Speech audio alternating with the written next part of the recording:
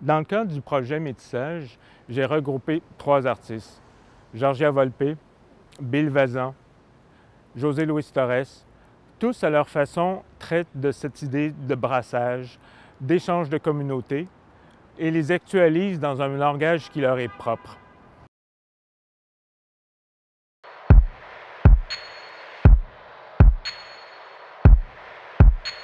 Mon œuvre s'appelle Cadence. Elle est inspirée du rythme de la ville. Ces objets que je transforme, je les découpe, je passe en processus de découpage. C'est vraiment essentiellement urbain comme travail par la matière que j'utilise et par ces références d'appropriation de la matière urbaine, de l'annonce en fait, pour créer cette cadence dans l'espace. Cette œuvre, c'est aussi le fruit de cette réflexion sur le métissage.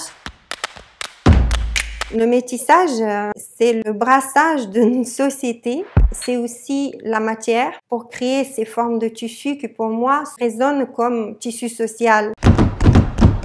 Mon idée, c'est aussi d'inviter les passants, les automobilistes ainsi que les piétons à parcourir l'avenue pour voir dans la séquence d'images abstraites, textiles, verticales, sentir ce déplacement visuel, cette séquence de cadence que la ville nous fait vivre.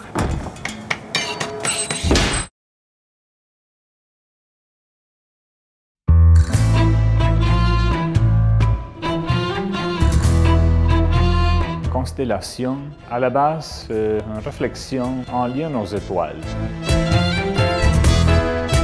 Les étoiles, on était toujours des éléments dans le quotidien du gens pour se guider. Ces éléments célestes, on était très présents dans l'histoire de l'humanité. C'était un élément qui oriente l'être humain à regarder d'une façon particulière le ciel, justement dans une idée d'ascension pour trouver une orientation. Aujourd'hui, notre regard plonge dans l'écran d'un téléphone. Les icônes qui représentent l'œuvre ont devenu notre constellation, notre orientation, la façon de se communiquer. Cette espèce de paradoxe entre le passé et le présent, entre la nécessité de s'orienter, de se communiquer comme avant, mais sur un écran, dans une idée plus individuelle, contrairement à ce qu'on était habitué dans le passé. Je m'appelle José Luis Torres et je suis un artiste en art visuel d'origine argentine.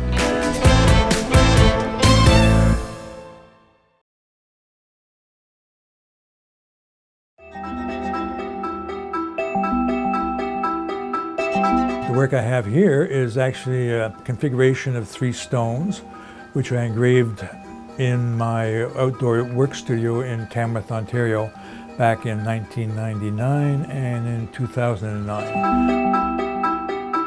It's called Racines Gauloises.